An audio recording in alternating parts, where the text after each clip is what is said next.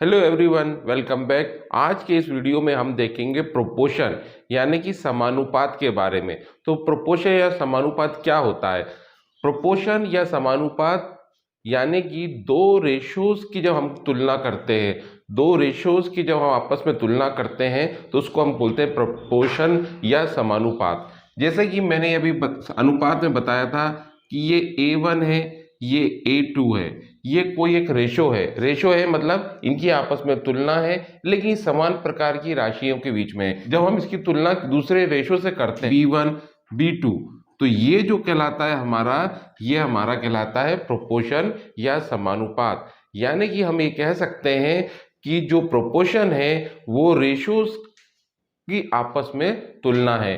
तो ये A1 A2 जो है समान प्रकार की राशि है और इसकी तुलना हम कर रहे हैं B1 B2 जो है समान प्रकार की राशि, मतलब ये भी एक रेशो है और ये भी रेशो है। इनका जब हम आपस में रेशो लेते हैं तो उसको हम कहते हैं प्रोपोर्शन या समानुपात। इसको हम इस तरीके से भी लिख सकते हैं A1 upon A2 equal to B1 upon B2। इसको इस तरीके से भी हम रिप्रेजेंट कर सकते हैं। या अगर हम इसको क्रॉस मल्टीप्लिकेशन करें तो ये A1 B2 equal to A2 B1। अब ये A1 B2 क्या है? ये प्रोडक्ट ऑफ एक्सट्रीम कहलाता है। Product of extreme, product of extreme. और ये क्या कहलाता है? Product of mean, product of mean. यानी कि A1 और B2 का जब हम मल्टीप्लिकेशन करेंगे तो इसकी जो वैल्यू है वो A2 B1 की वैल्यू के बराबर होगी। यानी कि हम ये कह सकते हैं कि ये प्रोडक्ट ऑफ एक्सट्रीम जो है प्रोडक्ट ऑफ मीन के बराबर होगा। अब अपन देख लेते हैं कि ये प्रोपोर्शन या समानुपात कितने टाइप्स के होते हैं, यानी टाइप्स ऑफ प्रोपोर्शन।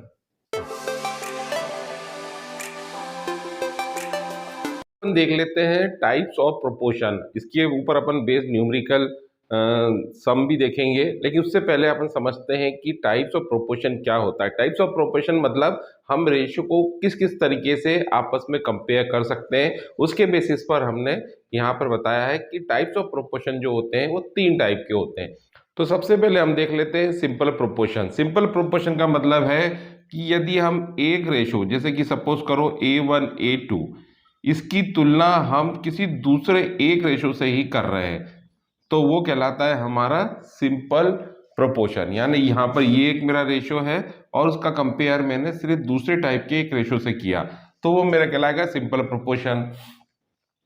यदि मैं एक रेशो की तुलना, जैसे A1 A2 है, इसकी तुलना में एक से ज्यादा रेशोज के साथ करता हूं, जैसे B1 B2 से भी कर रहा हूं, C1 C2 से भी कर रहा हूं। अभी इसके ऊपर अपन बेस न्यूमेरिकल और सम भी देखेंगे तो आपको समझ में आ जाएंगे कि ये सिर्फ मैं आपको थ्योरेटिकल पॉइंट ऑफ व्यू से बता रहा हूं, ताकि अगर कभी एग्जाम में आपको लिखने को आए कि टाइप्स ऑफ प्रोपोर्शन क्या है या प्रोपोर्शन के बारे में लिखना है तो थ्योरेटिकल ये मैं आपको उस हिसाब से बता रहा हूँ। अभी इसके ऊपर बेस्ड अपन न्यूमेरिकल भी देखेंगे तो आपको सब क्लियर हो जाएगा कि कौन सा प्रोपोर्शन क्या है और किस तरीके से हम काम करते हैं। तो फिलहाल के लिए सिंपल प्रोपोर्शन ये है कि जब एक रेशो का कंपेयर हम दूसरे रेशो से करते हैं तो हमारा सिंपल प्रोपोर्शन कहलाता है। और मिक्स और कंपाउंड प्रोपोर्शन का मतलब होता है यदि ये एक रेशो की तुलना हम एक से ज्यादा रेशो से करते हैं, जैसे ये A1 A2 है, इसकी रेशोज हम B1 B2 से भी कंपेयर कर रहे हैं और C1 C2 से भी कंपेयर कर रहे हैं तो हमारा कहलाता है मिक्स या कंपाउंड प्रोपोर्शन। और कंटिन्यू प्रोपोर्शन का मतलब होता है कि जैसे सपोज करो यहाँ पर मैंने कोई एक रेशो लिया है A1 अपॉन B और इसकी मैं कंपेयर दूसरे से कर रहा हूँ, यहाँ पर भी B आया और यहाँ पर भी C आया और इस तरीके से हमारा आगे बढ़ते चले जा रहा है। इस तरीके से अगर मैंने कोई कंपेयर करता हुआ चला जा रहा हूँ तो वो मेरा कहलाता है कंटिन्यू प्रोपोर्शन। अब अगर इसके ऊपर बेस को न्यूमेरिकल देख लेते हैं तो आपको समझ में आ जाएगा प्रोपोर्शन या समानुपात एग्जैक्टली क्या होता है, उसके ऊपर कैसे क्वेश्चन आते हैं। अब प्रोपोर्शन के ऊपर बेस एक न्यूमेरिकल देख लेते हैं। If 4 kg ghee can be bought for ₹192, what quantity can be bought for ₹288? यानी कि ये 4 किलोग्राम घी हम 192 रुपीज यानी 192 रुपीज में खरीदते हैं तो 288 रुपीज में कितना घी हम ले सकते हैं। देखिए इसको दो तरीके से हम कर सकते हैं, एक तो चूंकि हमारे प्रोपोर्शन फट रहे हैं तो मैं प्रोपोर्शन के हिसाब से बता दूंगा, और एक चूकी करके भी एक मेथड होती है, उस तरीके से भी अपन देख लेते हैं। तो चूंकि अपन प्रोपोर्शन वाला टॉपिक पढ़ रहे हैं तो प्रोपोर्शन के हिसाब से कर लेते हैं। देखिए एक्स वो वैल्यू सपोज करो जो कि हमें पता करना है कि कितना घी आप खरीद सकते हो, तो ये एक्स ले लिया और ऊपर ले लिया 4। तो ये एक समान टाइप की राशि थी। समान टाइप की राशि का मतलब ये कि यहाँ पे कितना अमाउंट है वो अपन को पता करना है, और कितना अमाउंट अपन खरीद चुके हैं, और ये कितने में लिया है। जो एक्स अमाउंट है वो अपन 288 रुपीज अपने पास मौजूद है, और जो 4 किलो घी है उसको खरीदने में 192 रुपीज लगे। तो यानी कि यहाँ पर मैंने क्या किया है, दो टाइप के रेशोज बना लिए हैं।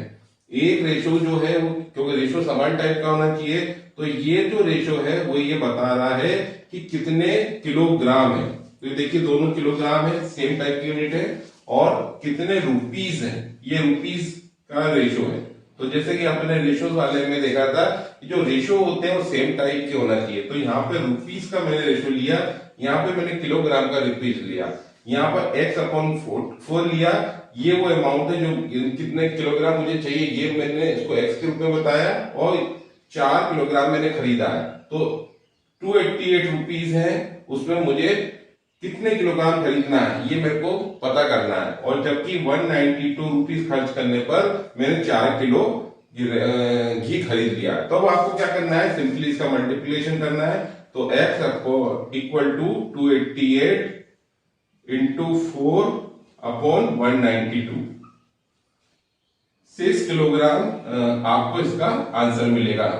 जब आप इसको डिवाइड करेंगे तो इस तरीके से आपको 6 किलोग्राम इसका, मतलब आपने इसको डिवाइड कर दिया, मल्टीप्लाई कर देंगे तो 6 किलोग्राम आपको इसका आंसर मिलेगा। इसको इस तरीके से भी सॉल्व कर सकते हैं, या इसका एक मेथड और होता है चूकी करके, वो भी मैं बता देता हूं आपको। तो उस तरीके से भी आप इस प्रॉब्लम को सॉल्व कर सकते हैं। इसी प्रॉब्लम को सॉल्व करने का एक तरीका और है, वो ये हम कह सकते हैं कि 192 रुपीज में आप खरीदते हो 4 kg, तो 288 रुपीज में आप कितना खरीदोगे। तो इसमें क्या होगा, आप इसका ये चूकी जमा के भी आप कर सकते हैं, दोनों ये दोनों जो साइड होते हैं इनका मल्टीप्लिकेशन होता है।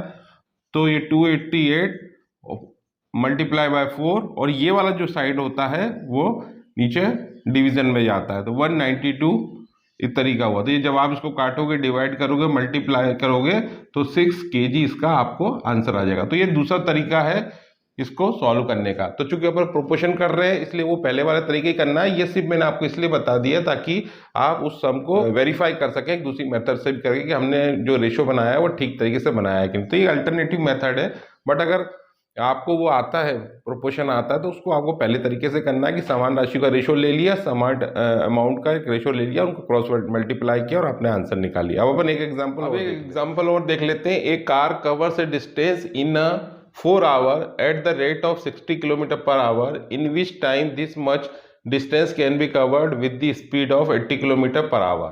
यानी कि एक कार जो है वो जब 60 किलोमीटर प्रति घंटे की रफ्तार से चलती है तो वो जो भी डिस्टेंस बताया जा रहा है वो 4 घंटे में पूरा कर लेते हैं। अब ये कह रहे हैं कि जो स्पीड है कार की वो 60 किलोमीटर से बढ़ाकर हमने 80 किलोमीटर पर आवर कर दी है। तो बताइए कि अब वो कितने टाइम में वो डिस्टेंस कवर कर लेगी। तो जब आप प्रोपोर्शन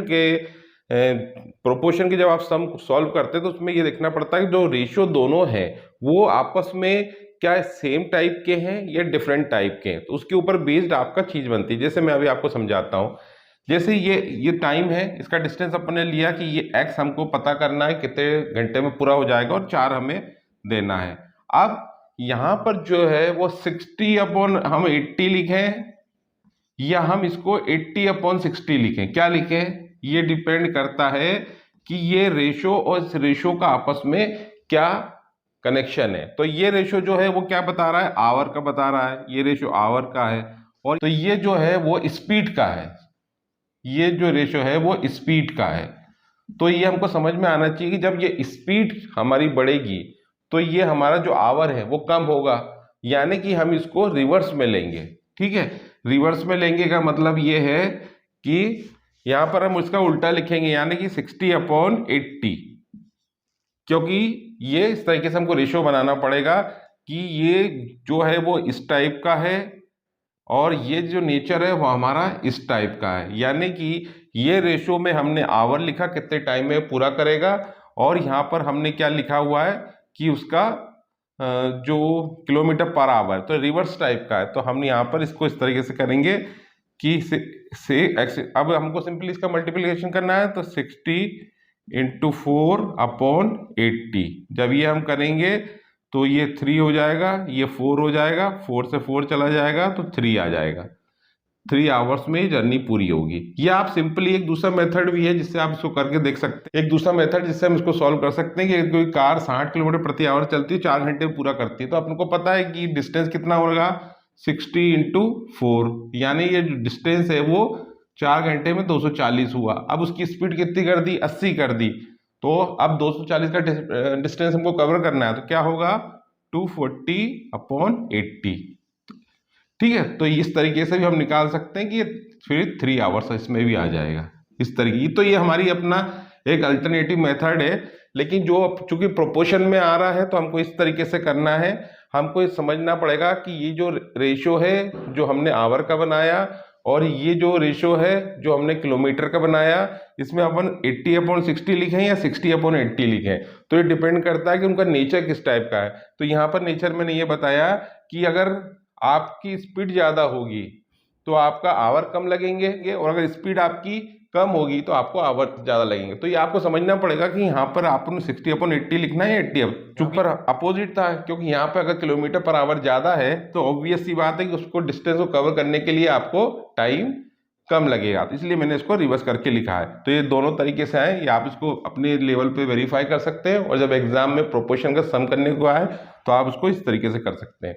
तो उम्मीद करता हूं कि ये वीडियो आपको अच्छे समझ में आ गया होगा, जिसमें अपन ने प्रोपोर्शन क्या होते हैं वो देखे, उसके टाइप्स देखे, और साथ ही साथ यहाँ पर हमने आपको 2 एग्जाम्पल और बताए प्रोपोर्शन के। यदि कोई आप और भी कोई एग्जाम्पल देखना चाहते हैं प्रोपोर्शन के, तो नीचे कमेंट में लिखिए, तो हम उस पर भी एक नया वीडियो बनाएंगे। तो इस वीडियो को ज़्यादा से ज़्यादा शेयर कीजिए, मेरे वीडियो को लाइक कीजिए, चैनल को सब्सक्राइब कीजिए।